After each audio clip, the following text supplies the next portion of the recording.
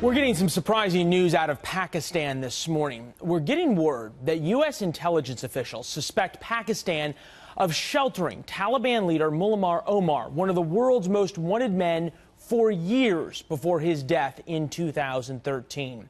U.S. Army Special Forces veteran Ben Collins served 3 tours of duty in Afghanistan, joins us now. Ben, I'm reminded of a line I used to hear during my time in the Middle East: with friends like these, who needs enemies? Yeah, that's a great point. And I'll tell you, and that's one of, I think, the biggest problems that we face with certainly Pakistan. It certainly differs from the way that we understand how government works here in the U.S. You know, the ISI and the Pakistani military and the civilian government of Pakistan does not act hand in glove, and they all have competing agendas, which is why, on the one hand, we might see that they actually are beneficial to us, and then on the other hand, we know that, you know, the ISI is working against us in the Quetta and along the borders. That's exactly right, Leland. When you're dealing with this situation, you have Mullah Omar, who they have given safe harbor to. There was a lot of thought that the ISI knew exactly where Osama bin Laden was and was giving him safe harbor as well. Is there any reason to think the Pakistanis are going to help us or help our intelligence communities try to stop any attacks that are coming out of Afghanistan through Pakistan and then against the West?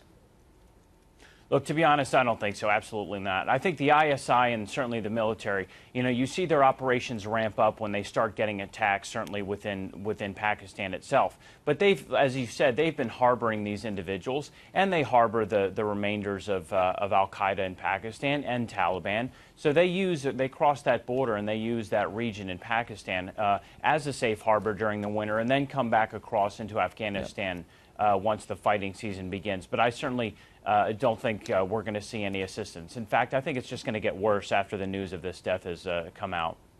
And one of the things that people have talked about as it relates to Pakistan is the amount of money the United States gives Pakistan, and it hasn't exactly been buying as much. We pulled some numbers. Back in 2010, we gave them $4.5 billion. 2015, that number drops to $882 million. And what I'm wondering is number one, is our money buying us anything? Clearly, it doesn't seem so. Number two, as the money continues to dry up for Pakistan, is that in some way enabling them or enraging them to help these terrorists even more? And so I think, Leland, it gets down to, you know, who's actually, you know, following the money.